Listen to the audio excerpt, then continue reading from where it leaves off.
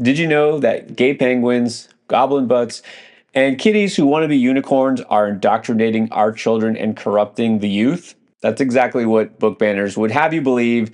There's some picture books for children you will not believe that have been banned and challenged, but they are. And I'm going to dive into some of the most frequently banned and tell you why. And number one on the list is one you may have heard of, even if you don't have children or don't spend any time in a school library.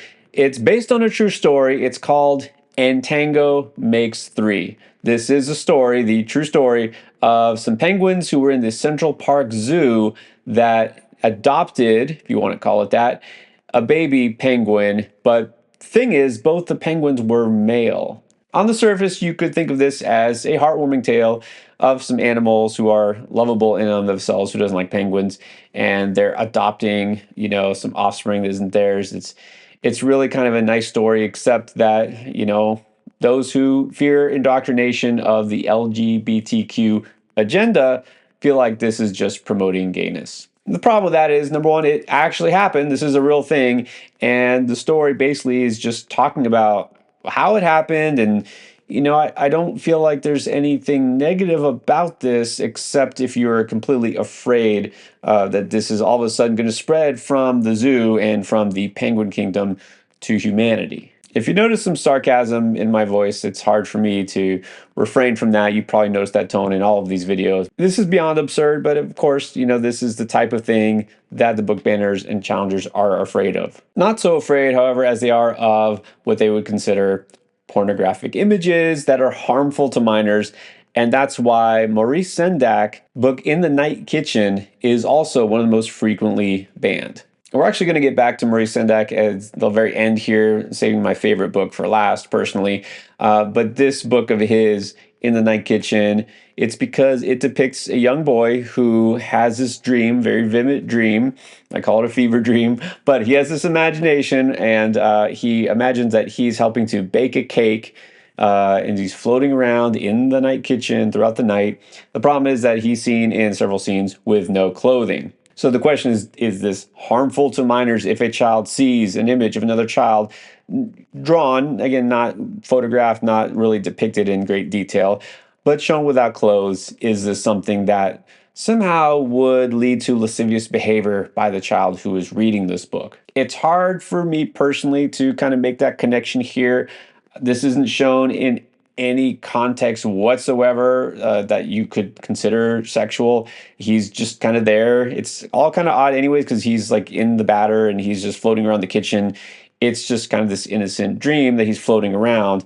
But just the thought that somebody might not have clothes on is enough for some of these, is Moms for Liberty and these other groups, to challenge it. And the same goes for another very popular children's author. You might know Eric Carle from The Very Hungry Caterpillar. And that's a story that basically you could say glorifies gluttony. But no, there's no issue with that one. Okay, this is Draw Me a Star, and it's exactly what you might think it sounds like. This is a story where Eric Hall shows in a lot of imaginative ways in his very unique style of illustration how a star could be represented in a lot of different images. But the problem is that in one of those specific images, it depicts people who are actually meant to represent Adam and Eve. If you know anything about the story of Adam and Eve, they didn't have a whole lot of clothing back then. And so in this depiction, yes, they are without clothes. Same thing that applies to the previous one in the night kitchen. This isn't shown in any context other than they're just standing there, doing nothing.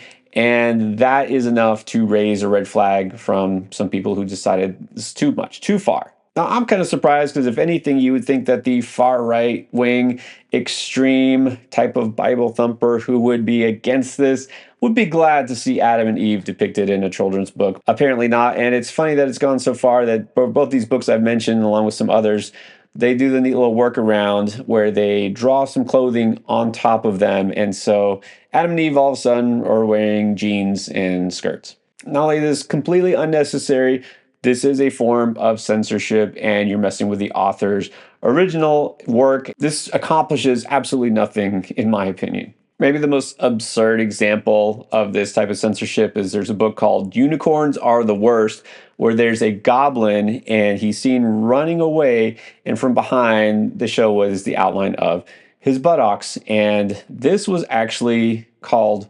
pornographic and harmful to minors by Book Challenger.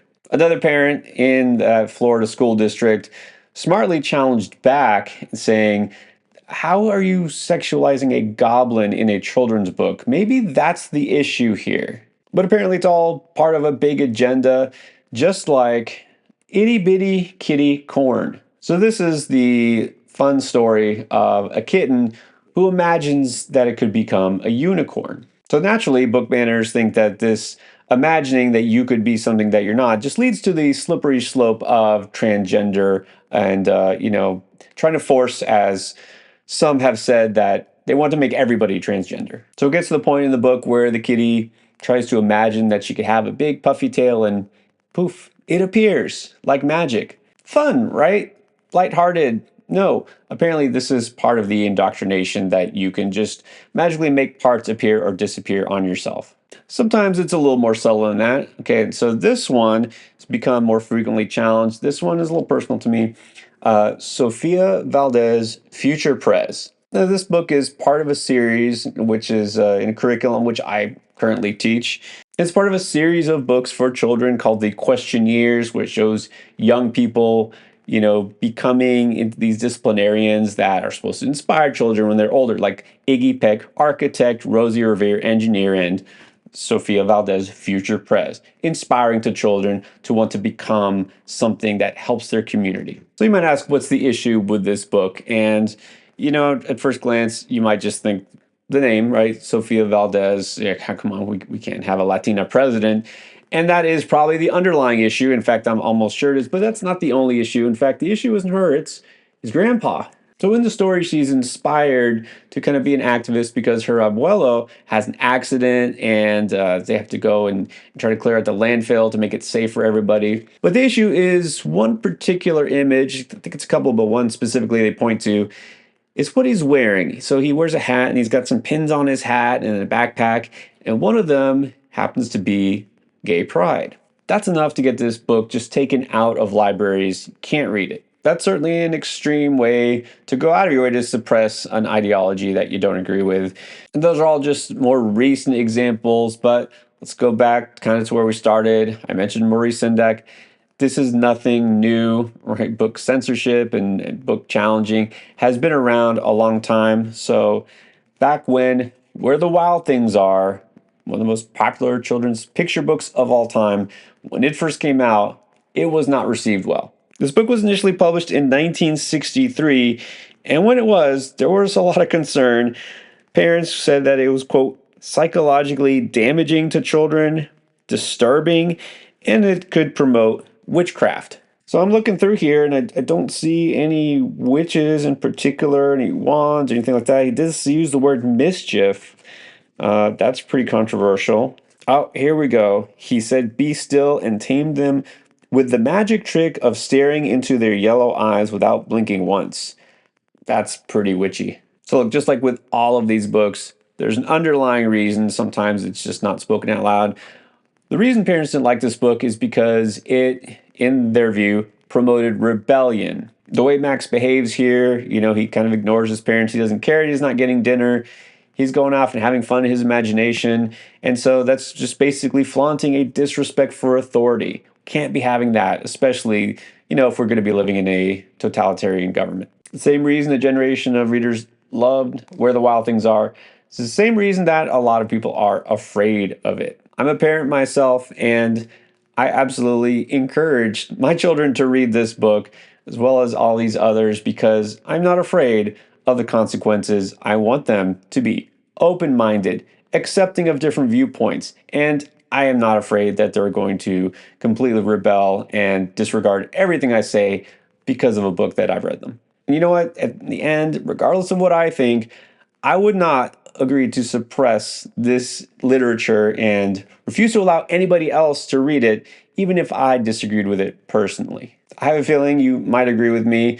If so, then you're clearly against censorship. Tell you what, I've talked about all sorts of different banned books on this channel. I'm going to continue to do that. If you appreciate this, then hit subscribe and give us a thumbs up.